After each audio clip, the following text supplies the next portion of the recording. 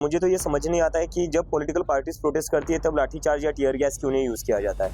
ये tear gas और लाठीचार्ज हमेशा जो स्टूडेंट्स है उनके ऊपर ही क्यों किया जा रहा है। जंतर मंतर हो या झारखंड हो, देश में जितनी भी सरकारें उन सभी को सोचना चाहिए कि स्टूडेंट्स पर ऐसा अत्याचार करके आप लोगों को क्या मिल रहा है। तो ये लिए जो भी करना पड़े हम पूरी तरह करेंगे, उनके आंदोलन को मजबूत करने के लिए जो भी करना पड़ेगा वो हम करेंगे। जिस तरीके से झारखंड में विद्यार्थी जो प्रोटेस्ट कर रहे थे उनके ऊपर लाठीचार्ज हुआ है, टीयर गैस डाली गई है, क्या कहेंगे आप? आपका नजरिया क्या है इसके? कल झारखंड में जो भी हुआ वो बहुत ही खराब था। जैसा जंतर मंतर पर हमने 20 तारीख को देखा था, कुछ वैसा ही नज़ारा झारखंड में कल देखा गया, जहाँ पर स्टूडेंट्स के ऊपर टीयर गैस बरसाए गए, लाठियाँ बरसाई गई।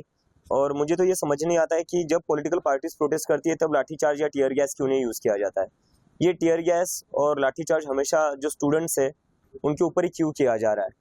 देवेंद्र महतो जी से भी कल मेरी बात हुई, जो इस पूरे आंदोलन का नेतृत्व कर रहे, और उन्होंने मुझे बताया कि वो 9 दिन से अनशन पर थे, उसके बाद भी पुलिस वालों ने उन पर लाठियाँ चलाई है और उन्हें मारा गया है, पीटा गया है और वो हॉस्पिटल में है और उनकी अभी जो सिचुएशन है वो भी काफ़ी चिंताजनक है।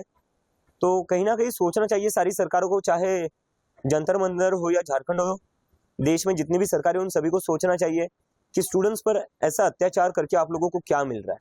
ये स्टूडेंट्स अपने अधिकार के लिए लड़ रहे हैं, अपने भविष्य के लिए लड़ रहे हैं, वो किसी वोट बैंक के लिए नहीं लड़ रहे। तो उनके ऊपर इस तरह का लाठीचार्ज नहीं होनी चाहिए, इस तरीके की ब्रूटैलिटी तो बिल्कुल नहीं होनी चाहिए।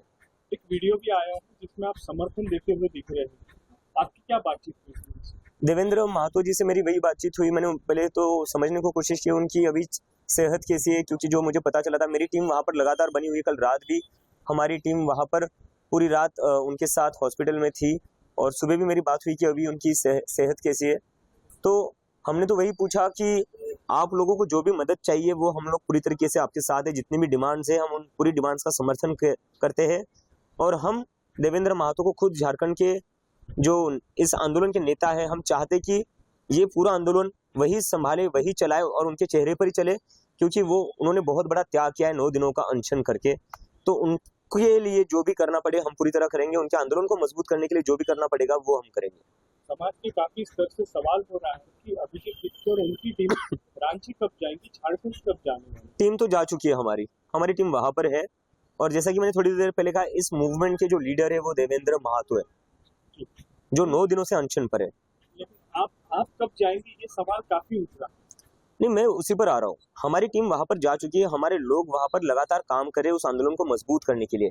अभी हम नहीं चाहते कि देवेंद्र महतो से फोकस हटे, हमारा पूरा समर्थन है।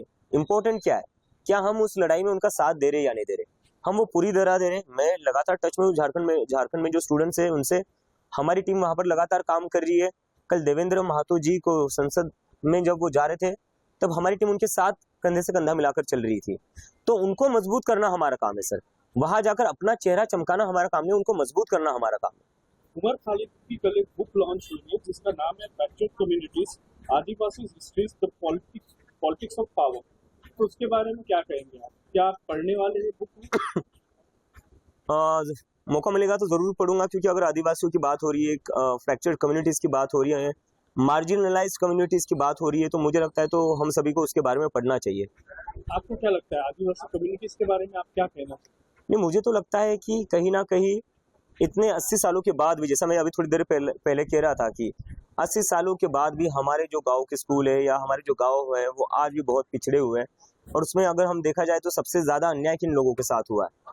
आदिवासी लोगों के साथ हुआ है, क्योंकि उनके जो जंगल होता है, जमीन होती है, वो छीनी जाती है। उसके बदले में उन्हें क्या मिलता है? उसके बदले में उन्हें कुछ नहीं मिलता है। बड़े बड़े बिजनेसमैन जो होते हैं, उनको फायदा पहुंचाने के लिए उनसे जंगल जमीन को आप लोग उनसे छीन लेते हो, लेकिन बदले में उन्हें क्या देते हो? तो आदिवासियों का अधिकार कहीं ना कहीं मारा जा रहा है और उनके बच्चों को कहीं ना कहीं हम लोग एक सिक्योर्ड फ्यूचर देने में फेल हो चुके हैं एज अ सोसाइटी। और हम कहीं ना कहीं उनको अपने जो एक मॉडर्न इंडिया है उसमें भी हम उनको जगह नहीं दे पाए अभी तक। तो हमें लगता है कि उनको इंक्लूड करना चाहिए, उन्हें आगे बढ़ाने में मदद करनी चाहिए, ना कि उनको अलग रखना चाहिए, क्योंकि अभी भी उनको अलग रखा जाता है। प्रभातखबर.com, विश्वास वही, रफ्तार नहीं।